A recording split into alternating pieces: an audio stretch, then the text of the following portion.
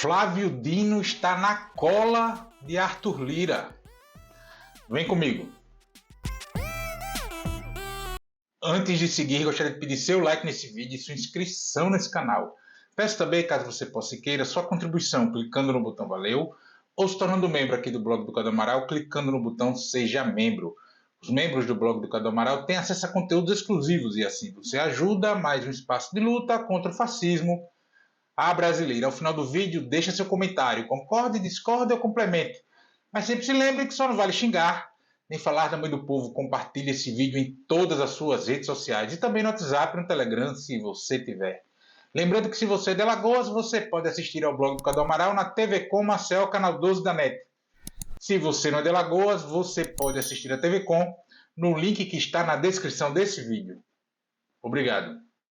Quinta-feira, 6 de fevereiro, são agora 4h30 da tarde, e o ministro do Supremo Tribunal Federal, Flávio Dino, está conduzindo uma investigação sob sigilo contra o ex-presidente da Câmara dos Deputados, o deputado federal Arthur Lira, do PP, aqui de Alagoas, por manipulação de emendas orçamentárias.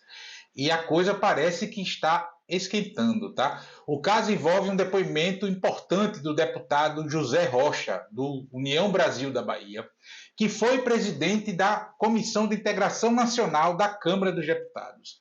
Ele detalhou como Lira barrou decisões da comissão sobre as emendas de comissão e ocultou a origem dos recursos, dos quais 320 milhões de reais vieram para Alagoas. Bom, gente, para a gente começar aqui, vamos tentar dar um pouco de contexto sobre esse caso aí. Tudo começou com uma decisão do Supremo Tribunal Federal, em que o ministro Flávio Dino determinou que as emendas orçamentárias, especialmente aquelas chamadas emendas de comissão, precisavam ser transparentes. Ou seja, os deputados e senadores que indicam as emendas precisam ser identificados para que o público, o eleitor, a população brasileira saiba exatamente quem está direcionando o dinheiro e para onde esse dinheiro está indo. Essa decisão visa combater práticas de corrupção e aumentar a rastreabilidade dos recursos públicos, que não são nada pequenos os valores das emendas parlamentares.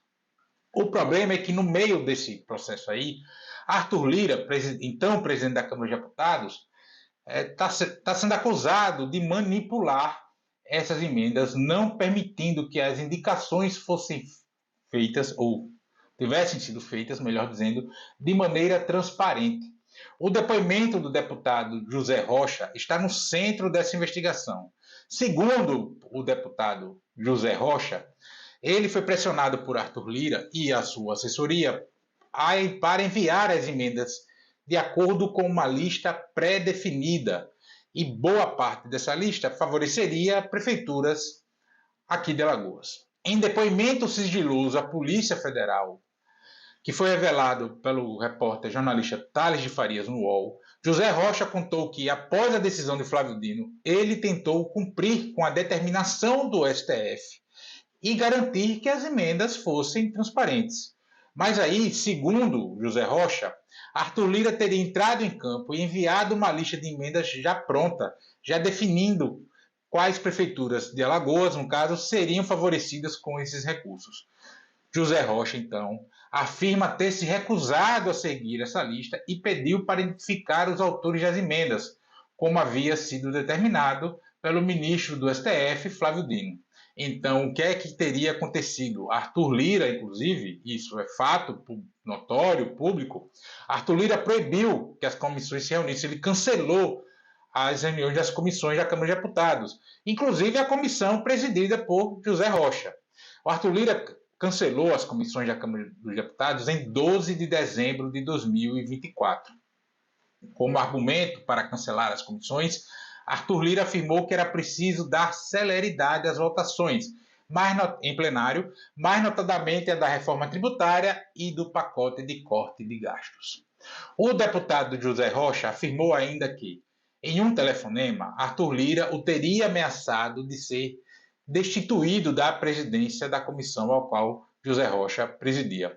A conversa, segundo o Rocha, foi tensa, e Rocha contou que Lira afirmou que ele poderia ser derrubado por uma moção de desconfiança da sua própria bancada. O José Rocha afirmou também à Polícia Federal que não cedeu à pressão de Arthur Lira porque não iria se prestar ao papel de carimbador de emendas sem identidade.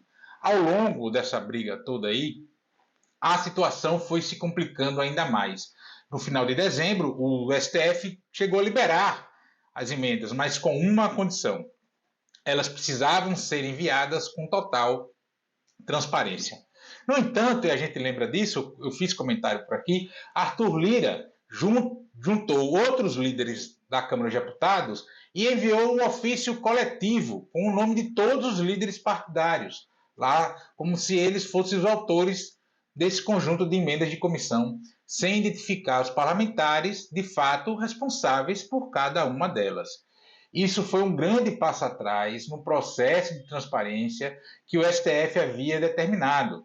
E esse caso das emendas de comissão ficou de novo travado e cheio de problemas, etc., para serem liberados. Lembrando que as emendas de comissão elas não são impositivas, mas elas acabam sendo na prática, porque a gente sabe muito bem como é a relação no Congresso Nacional, como é que está essa coisa dos partidos, essa hipertrofia de poder do parlamento, especialmente pelo controle do orçamento público, e aí depois que essa galera faz, já provou o gostinho do mel, para fazer o desmame é muito difícil, né?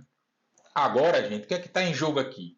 Esse caso não se resume somente a uma briga interna entre dois deputados federais. Estamos falando de milhões de reais de orçamento público, recursos que deveriam ser aplicados de maneira justa e transparente e que, no entanto, é o que aparenta, que todo mundo está vendo, estão sendo manipulados de forma que prejudica o erário e até o já complexo, digamos assim, sistema político brasileiro e da relação entre os poderes. O ministro Flávio Dino está conduzindo a investigação em caráter sigiloso, mas o que precisamos saber, de fato, é até que ponto vai essa coisa toda. Se é para valer mesmo ou é mais para ter uma carta de pressão, uma vez que esse caso não é isolado no Congresso Nacional. Até as mais recentes falas de Arthur Lira sobre o governo Lula, talvez seja um reflexo dessa coisa toda. Esse caso, gente, não afeta somente a imagem do Arthur Lira, mas também pode ter impactos diretos nas articulações políticas do governo federal, do governo Lula, especialmente em relação à reforma ministerial que está aí em vias de começar a se materializar. A grande questão agora é o que vai acontecer com essa investigação, o que será revelado nos próximos dias, semanas ou meses.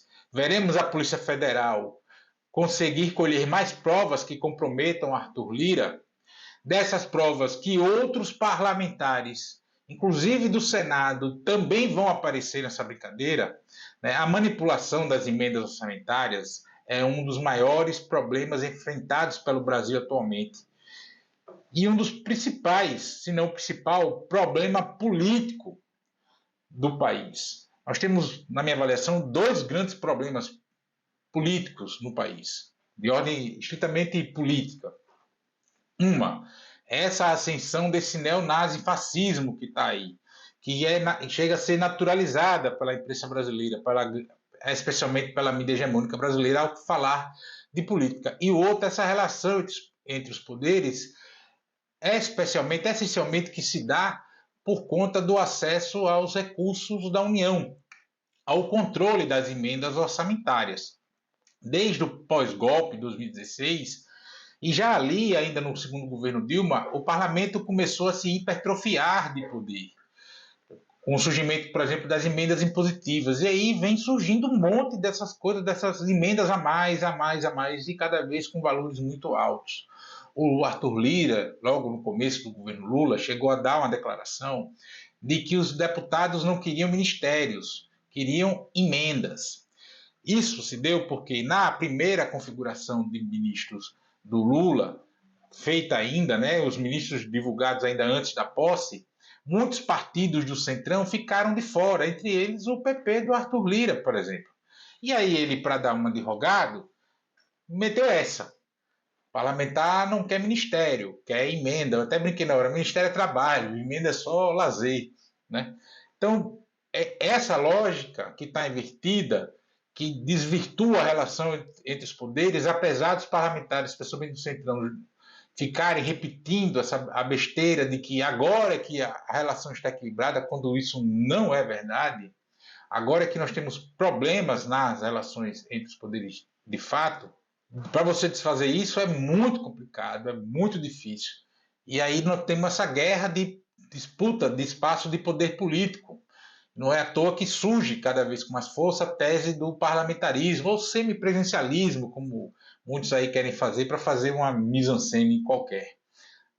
Nós estamos falando de uma mudança do sistema de governo e, se deixar, será feito sem consulta popular, porque em 1993 nós tivemos um plebiscito para que o povo brasileiro decidisse que modelo, que regime de governo queria que tivesse o país. Presidencialismo, parlamentarismo e até a monarquia foi colocada em votação.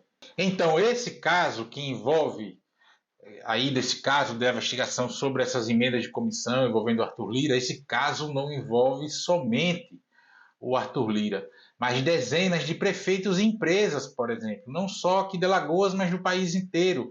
E é evidente, muito evidente, que outros parlamentares também brincaram nesse balanço do parque.